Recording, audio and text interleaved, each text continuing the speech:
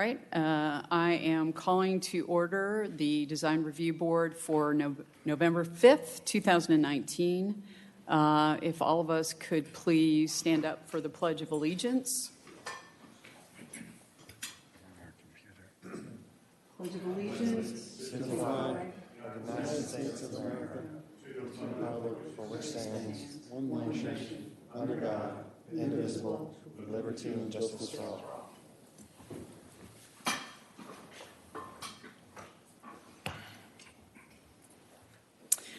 I'd like to introduce our staff and board members to my left. I'm Bob Buscemi. I'm the city architect. Cody Hendricks, planning technician. This is Audrey Duke. She is our intern for community development, so this is her first meeting, so she's kind of seeing how everything's ran here. Very good. Welcome. Charlie Roberts, Freemanville Road. I'm Brian. I have a business here in Crabapple. Laura Weissong. I reside in Crooked Creek. Jeff Dufresne, Summit Road. And Mike Stevens, I live in White Columns. Great. First item on our agenda is to approve the agenda for this evening. So if somebody could make a motion. I'll make a motion to approve the agenda. Second. All in favor? Aye. Next order of business is to approve the October meeting minutes. If someone can make a motion. I'll make a motion to approve. I'll second. All in favor? Aye. Aye. Our next item falls under the category of demolitions, and we have two items on the agenda for this evening. The first item is a demolition for Doris Road. The address is 155 Doris Road. If the applicant could please come forward.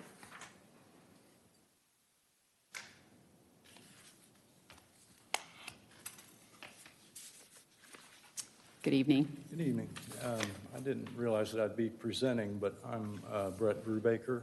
I'm the son of Robert and Carol Brubaker, and Robert Brubaker, my brother, who's the owner. They're requesting a demolition of 155 Doris Road. It's an older home. We think was built in the 40s and has extensive termite damage throughout the structure.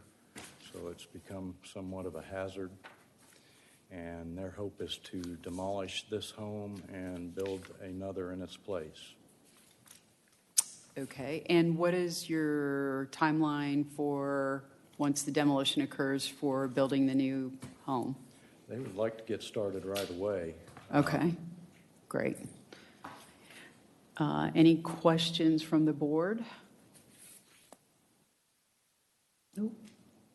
Are there any comments from the public? Okay. Well, if we could maybe have somebody make a motion, that would be great. I move to approve the demolition of 155 Doris Road, Milton, Georgia. I'll second it. All in favor? Aye. Aye. Thank you, sir. Our second item is for a demolition on 15590 Birmingham Highway.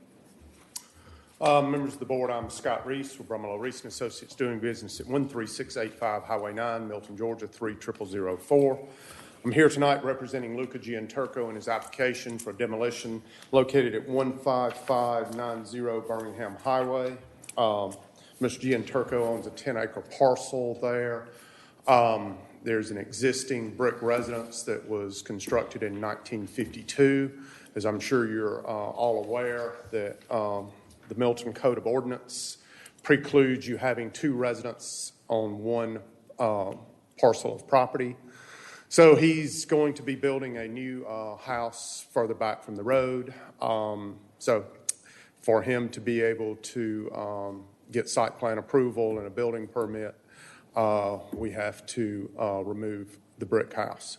So 1952 brick ranch, no historical, architectural, or social significance in it. Your site plan will clearly demonstrate that we've located the specimen trees, septic field and everything, and showing where the silt fence and everything, construction exit will be done. So in this particular case, we are getting the application or the permission to tear it down. While he is constructing the new residence, he will continue to reside in that house. And I'm sure you're aware, there are provisions for that preclude the issuance, the CO, of the new residence until the final one is going on. So that's your timetable on as soon as we can get a site plan approved for the new residence. And then while it's being constructed, he will continue to reside in the front house. And then when it's ready for the CO, then we will proceed with the demolition on it. If you have any questions, I will be glad to try to answer those. Scott, just out of curiosity, what are you doing with that existing building to the south? We're going to keep it. It is from the best, or from my father's recollection, I thought it was constructed about 1900. It was a residence. It's no longer a residence. It's just a structure. He likes the structure, and I don't know if you've ever been to Scottsdale Farms, but he likes architecture and little different things. So we are keeping it, and since it is not a residence, we're allowed through the ordinances to keep it. Great. That's good. Are there any questions from the board for the applicant? No. Any comments from the public? All right, I think we're ready for a motion. I'll make a motion to approve the demolition for 15590 Birmingham Highway. I'll second. All in favor? Aye. Aye. Thank you. All right, so we are going to move on to our next agenda item, which falls under courtesy reviews. And for the public, these are reviews by the Design Review Board. We do not take a vote on these. We provide input to the Zoning Appeals Board regarding all of these items. So there will be no vote taken, but we do provide input, and we will provide feedback to the applicants. So the first item is V19-010. Address is 16380 Laconia Lane, to allow a pool deck, and pool equipment to be located in the front yard. So if the applicants could come forward and present to the board.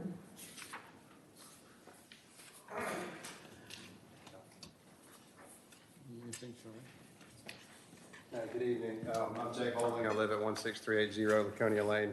I know this sounds like an odd request to put a pool in the front yard, but the way, if you look at the site plan, hopefully you have that package. The site plan front yard, I live on a flag lot, and so I've got a connection to Hamiota Ridge.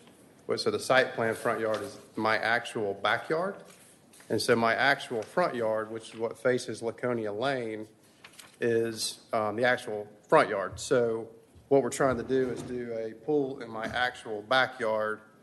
Once again, if you look at the setbacks on the flag lot, you can see, and I've got a couple of, I'll show you from a Google Earth as well too.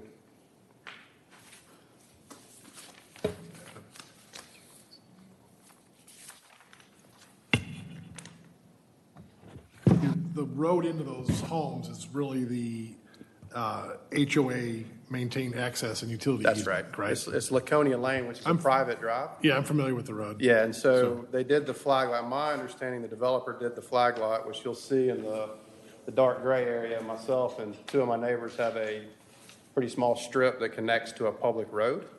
That, based on it being the setback, the front setback when this was drawn, the 60-foot setback was actually done in the actual back of my house.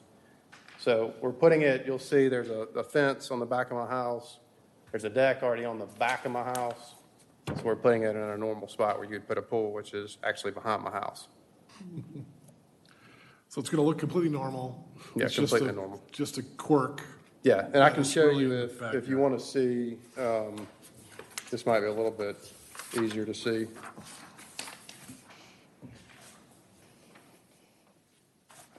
You pull it down a little bit? Yeah. If anybody's willing to pay me the value for that house, I'll be happy to sell it to you. But you'll see right there, there's the flag lot, so it's representation of the site plan that you've seen.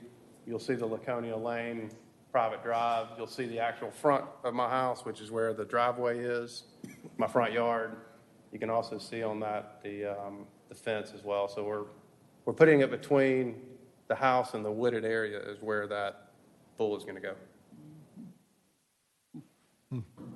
Homeowners Association has approved it. Neighbors are good with it. I don't think they'd like if I put it in my actual front yard, which would be my backyard. So, yeah, I think it's just, I think this is one where it looks really odd when people get letters and, signs posted. They don't want to put a pool in the front yard. Seems like a no-brainer to me. Any questions from the board for the applicant? Nope. Any comments from the public? Let them build a pool. It'd save me money if you told me no. So I think so basically, input is, I would say we all agree. We're good with the pool. Absolutely. Okay. So that's our comment for the BZA. Thank you. All right, second courtesy review is U19-02 and VC 19-03. The address is 16040 Birmingham Highway. That's a use permit for a landscape business with a total of 5,900 square feet, existing of structures on 3.5 acres with a 14-part concurrent variance. That's actually a 15-part concurrent variance now. There was one added later on after this was sent out. Just wanted the board to know. Okay, great. Do they have they seen the full packet or? Whatever Robin gave me, the site Okay, plan and so- all of that. I'm flying a little bit blind here because I don't know what you guys have in front of you. I have a jump drive that has the site plan and everything. If that's necessary, we can go, and I also have it on a board. Once again, I am Scott Reese with Brumbelow Reese & Associates, doing business at 13685 Highway 9, Milton, Georgia 30004. I'm here tonight representing the Whittle brothers and their application for a use permit to operate a landscape business, and with the concurrent variances. So I'm sure you're all aware, in ag zone property in the city of Milton, there are probably 20 or 25 uses that are kind of a little bit outside of a pure agricultural venue or a,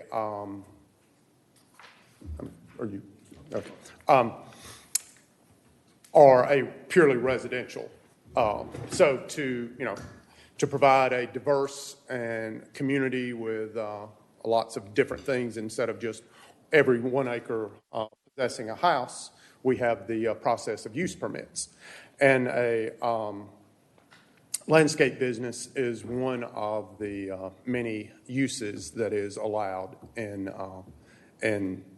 ag zone property. This is a unique situation.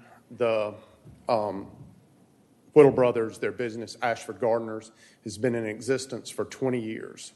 They have obtained business licenses every year from either Fulton County, which was the case, and then from when the formation of the city of Milton, they have obtained a business license continuously every year since their existence. They were not aware that they were operating without or out of compliance. When they opened their business in Fulton County, it was not brought up. When the city of Milton formed, it wasn't. So they've operated. came to their attention, so we are trying to bring the property into compliance. What happens is you've got a pre-existing business and an operation for 20 years, and then we're now trying to fit that perfectly square peg into a perfectly round hole. So we have a lot of variances. When you read through the variances, there's none that are really, I don't think, that bad. It's just to become completely compliant, we've gone through. I think the main thing that would concern you guys is that to become compliant, in the Code of Ordinances, you're only allowed 2 commercial vehicles to be parked outside. So to come into compliance, we have to construct a building to house the trucks and the equipment. So, it's the overlay. There's a bunch of different things that come into effect. But as we've spoken with the community and council people and different things, we're trying to preserve as much of Milton's rural heritage as we can. So we have came up with a barn.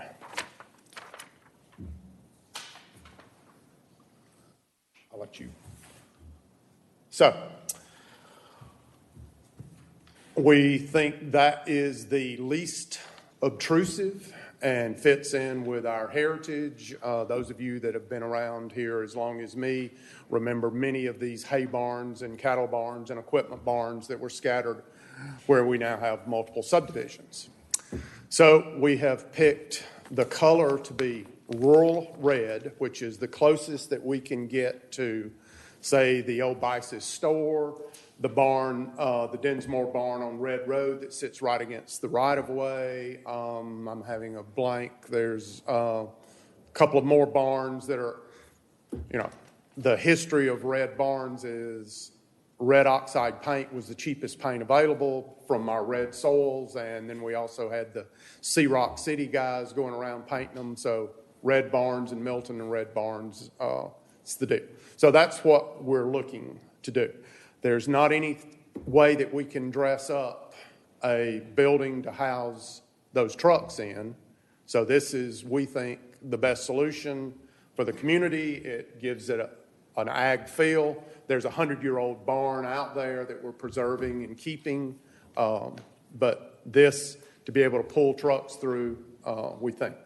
So, the other things are, fences, that type of stuff. So, I'll be glad to answer any questions you have about the variance, but being that you are the design review board and typically are most interested in paint schemes and building designs and that, I wanted to spend most of my time on that and give you guys a look at what we think. It's really the only economically viable alternative, and I think the community's not looking for a lot of landscape trucks to be parked outside. So it was either get a variance for that or a variance for the building. And our feedback from the community at large was we'd rather have a red barn than, as much as their artistic design on their trucks is beautiful, the community would rather have a building. So that's about all the oration that I can do on it, and I will try to answer any questions you have. I hope you've got a copy of the site plan. Like I say, I've got anything and everything on a jump drive, and I have it on a board. So, Can you? okay, so one of the main things, and I'm working off memory here, is trying to soften the look to a certain extent. They have contracted with a landscape architect to design a planted buffer along Birmingham Highway to kind of lessen the sausage making that goes on in a landscape business. So their landscape architect has already spoken with the City of Milton arborist to where We don't want a row of Leland cypress. That's not Milton per se. We've got a power line that we have to deal with, so it's not just go out and throw. It's got to be a planned deal. But this gives a landscape architect rendition, but our intent is there's going to be a four-board equestrian fence along the front with this planted area to try to basically camouflage everything or buffer it from the road except for the entrances. And then if you'll also notice, so these areas here will be the plants in transition, the growing areas on that. So we're trying to keep everything in the most visible areas the least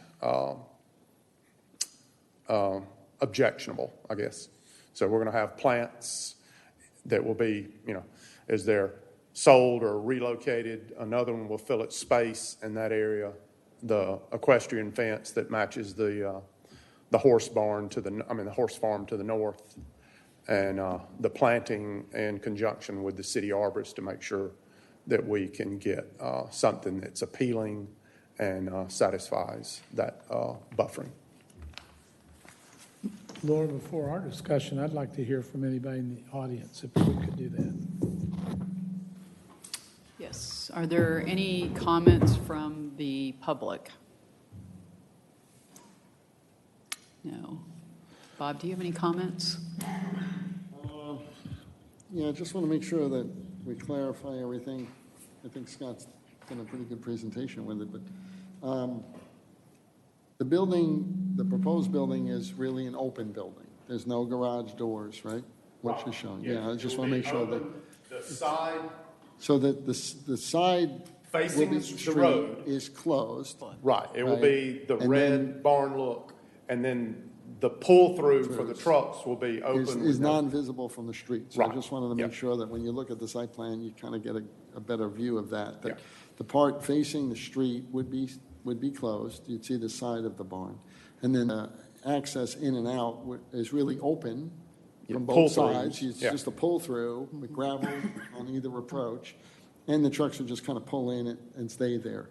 So it's truly an open pole barn. I just Yes. want to make sure it's not a storage building. So No, that's it's- a difference. It's a pole barn, yeah. Well, And then if, I don't want to go through all of them, but Robin highlighted some for me. She just said 64, 18, 22.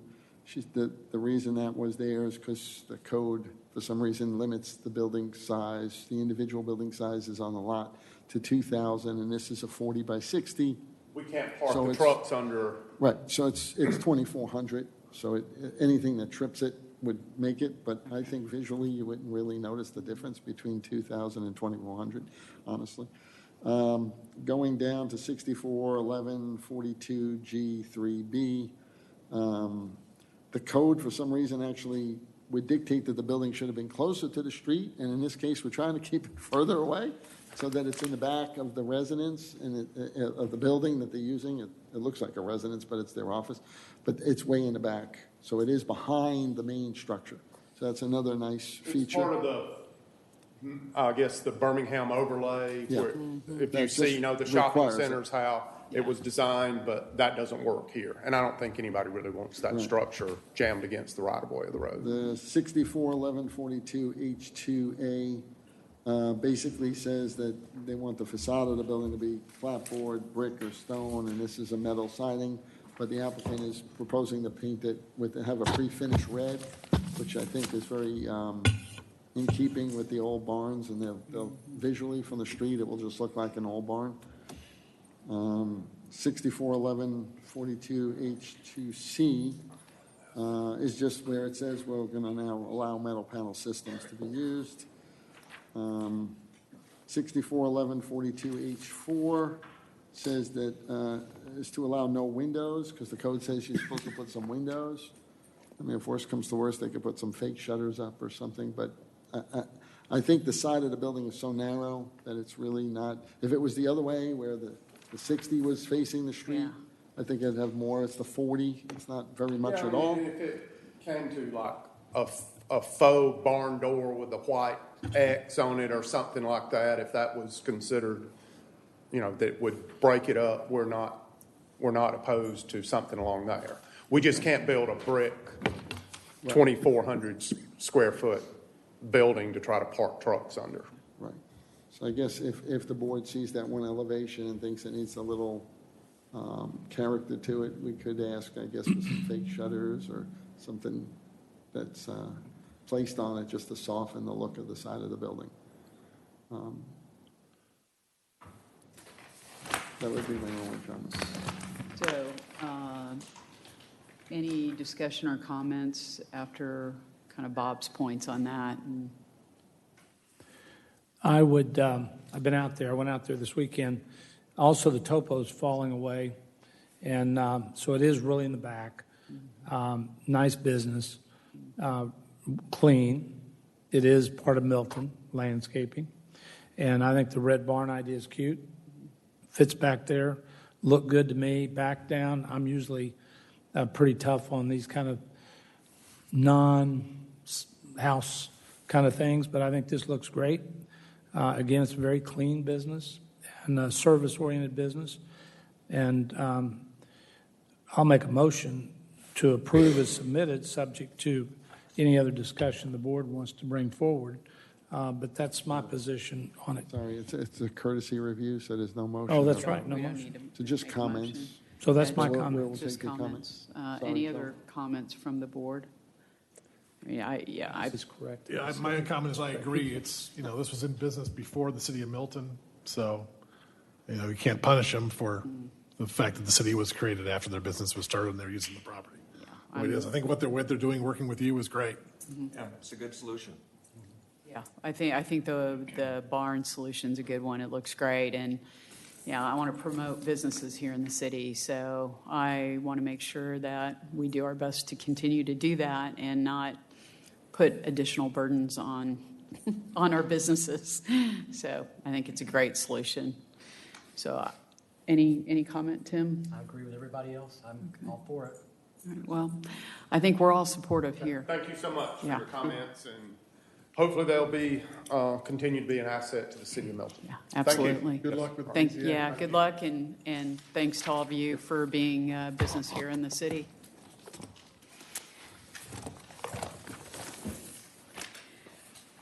All right. Thank you. All right, let me turn over here. It looks like we do have some new business, and a discussion on ongoing digital for design review board packets. Yes, so this discussion came up at the very end of the last month's meeting. Going digital, because I have to upload all the packets onto the city website. And if it's a burden for us to hand out packets to you, if you like a hard copy, you're more than welcome to, but it's just an idea that was brought up at the last meeting. I can do either one. I just need to know which way y'all want to start moving forward with the board. I may be old school, but I enjoy, having my cup of coffee, watching the sunrise, spreading them on a table, and looking at them, and Okay. playing with them. Oh, yeah, that's fine. But I understand it is wasteful, and what I recommend is if you can go digital, and people don't want to waste paper, let them just go digital, and for the rest of us old guys, go paper. It's whenever the Well, board wants, we could change. I'd like it. to ring in with Jeff. I like to sit on the porch in the evening with my glass of wine. And also, some of the big surveys, like this site plan, I really want to look at those. And having a full-scale drawing helps me really analyze it much more close. I can blow it up on the screen, but I don't see the whole thing at once. So about half the time, digital would work for me. But there are times I like the bigger. And so I would side with Jeff and ask that we keep the packets. We have to do a lot of study before we get here. And, we don't know when that's going to be. I'm not always at a computer. So I take my package with me So I would really request that we keep doing what we're doing. It's really working great for me. Sounds good. I just want to get everybody's feedback on how you want to move forward. It really doesn't matter to me. It's just, Well, I'm a tech head, and so I'm digital, but that's just because of my business that I'm in. But I do see some value in some of the plats, and I'm being digital, blowing up some of those can get a little crazy.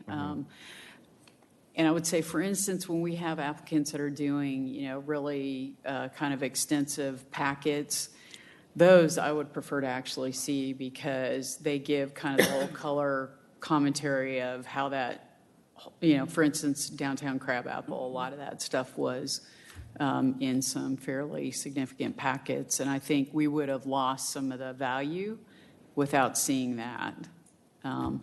But if there are, if we don't always have plats for certain things, I'm happy just going digital for the rest of it. So. just a head count. Do y'all mind me sending you the agenda and packet digitally through email? Do y'all mind that, or? I just- For everything digital, okay. except for, like you said, when you got an architect that's giving you a very nice presented bound something, I would like to see that, but everything for me can be digital. Okay. So to save paper, do you need a vote on who wants hard copy? Or do you want, No. does anyone not want to waste a tree? Oh, no. I'm just, because we have to ask, especially for like rezonings and use permits and variances, we have to ask them to submit everything. But for stuff like demos and all of that, we ask it, but I mean, it's just, some people go above and beyond, some others just do the bare minimum. It's just whatever the board's preference is. Yeah, But well- but definitely for the larger scale projects, I will definitely have the paper because you have to look at it. But just for like the smaller ones, like the smaller demos and all that, I can always send to you on email or something. Yeah, that sounds good. Sounds like that works for all of us. Is there any old business? There is. Okay. So I just wanted to give the board an update. It's my understanding that the downtown development in this quadrant that we're in now is going to be starting pretty soon. I think they're looking to get their silt fence up and get everything started, is my understanding. So we'll probably see some construction on this quadrant. And then the northeast quadrant, the old Strawberry Fields property, that has come in too. Several buildings are starting to come in for building permit. So that's the one that I want to kind of keep the board up to date on. So that's the Beecham work. And I'd like to get this up, if you can, put this on the camera. So what Mr. Beecham has asked of us is he said, look, I'd like to get the permit, but I'm not exactly sure at this moment who the tenants are going to be. So on the ground floor, he would like to just block out those areas and come back to the city, to you all, with, say, 4 or 5 different storefront concepts, and then work with the tenant to say, okay, like if I'm taking the entire building first floor, maybe I only need 1 set of doors as a grand entrance, and, I don't want to have like a door in each bay, so to speak, because if you remember, we made the buildings look like multiple small buildings. So as you can see, it looks like they're multiple small buildings that have occurred over time, but you see how they blocked out, like the main entrances are going to be built to get into the building, but the storefronts would just be on hold. While they're building the buildings, they'll just leave them open until such time as the tenant comes in, and then they'll come back to us with, say, 4 or 5. So we pre-approve these 4 or 5, and then he could say to the tenant, look, these are 4 or 5 different storefront styles that you can choose from, and then we could place the doors, and then I just keep coming back to DRB saying this is what we've eventually ended up with in the selection to make sure the board's always happy with it. And it still integrates into the architecture. Now, what kind of, What's the material? yeah, that's what I was going to say. blocked Well, out? right now, he's only showing that as plywood. Oh, no. So maybe we need to look at that. And say, I wouldn't want to see the building get built and then have a plywood entrance on it. Yeah, right. I think what Avalon does, it just blends in with the building, something like that, because you almost don't even know it's empty. Really, you have to look hard to. I think to me that would be a better concept to just make it blend and, you know. What did they do? Was it? They really kind of make it look like the facade. I mean, you really can't tell. Is it just like a plywood face that they paint? I mean, I think it is. But Most shopping malls do it whenever there's a vacant yeah, and it really space. Yeah, blends they in. leave it in there and they just You paint do the the facade plywood on with a there. vinyl wrap on it of a screenshot of what you want it to look Exactly. like. You just wrap the plywood and they Yep. can hang it on cleats. And when you're ready to move in, you just uncleat it and then- it's glass right Yeah. behind it. That's exactly it right there. Okay. And I did ask them to come up with 4 or 5 optional facades that would blend to each one of these different pieces of architecture to make sure that we kind of look at the tenant and say, look, you have an option, not just to give them, I don't want them to come in and just say, oh, I want to do something wild and crazy. I want them to say, look, these are the 5 that would still stay in tone with what we have, and you have the option to pick those. I'm going to dissent on this a little bit. Okay. Having done 25 shopping centers, allowing tenants to pick is going to be a disaster. We need to get these buildings designed. He needs to build the fronts. What tenants care the most about is the biggest possible sign, the biggest road out front, and the most cars driving by.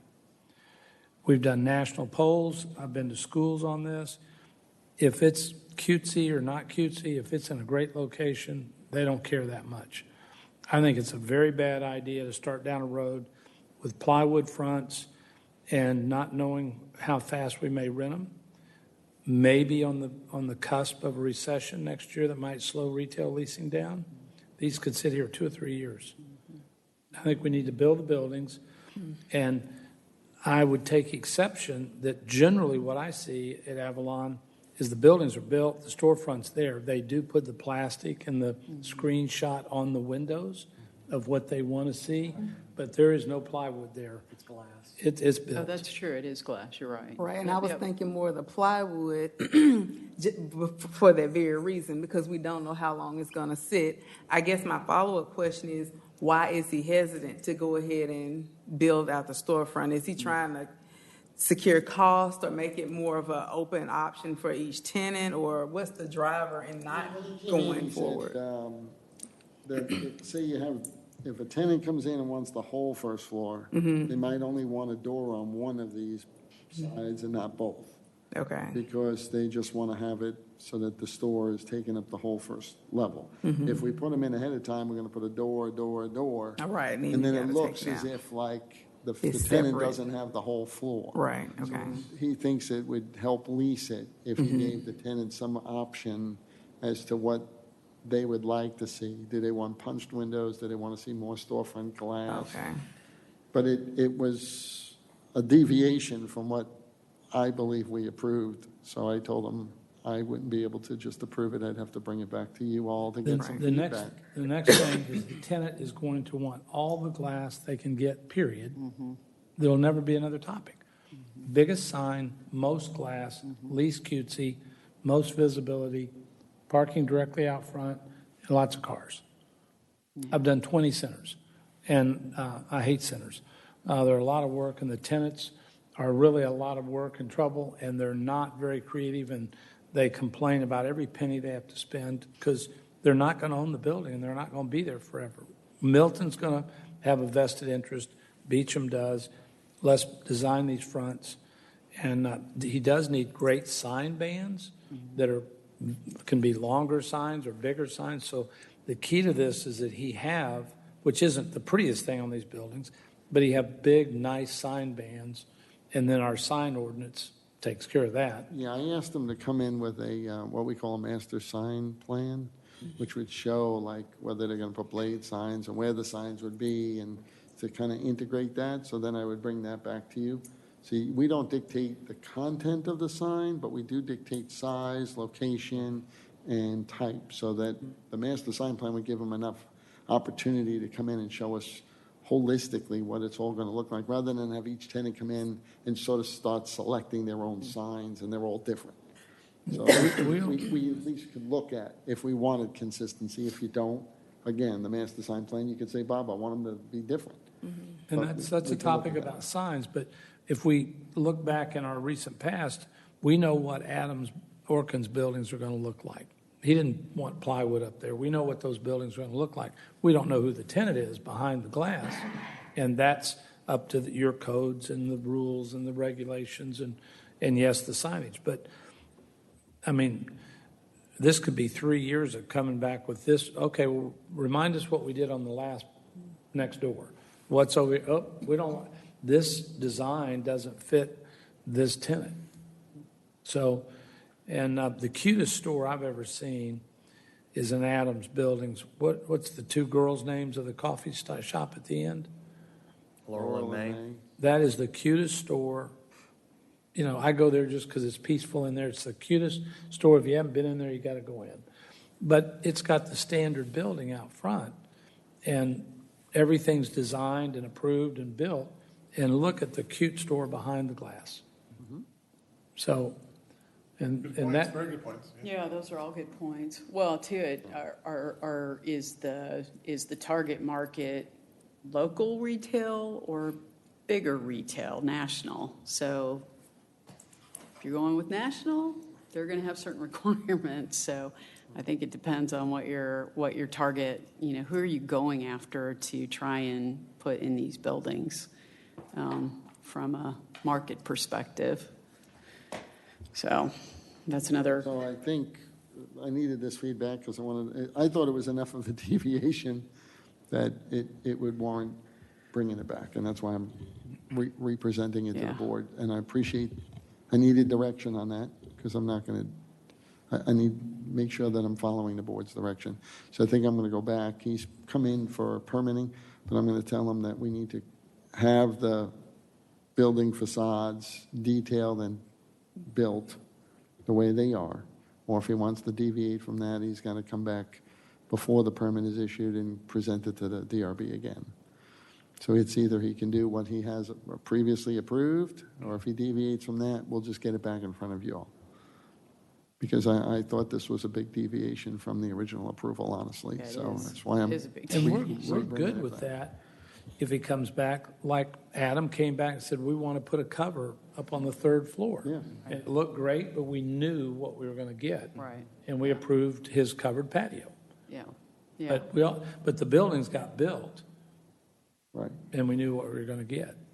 Yeah, I don't want to, once we issue a permit and they start construction, there is the potential of ending up with plywood facades. So there's no Yeah. commitment that once we I give think that where the permit, we location have it, on so. that probably wouldn't, that is probably not a good idea. Okay. And I agree with Charlie on that too. I think those are all really valid points. Yeah, Okay. thank you. Great. Thanks, Bob. Any additional old business? If not, we are done. Adjourned. I will show.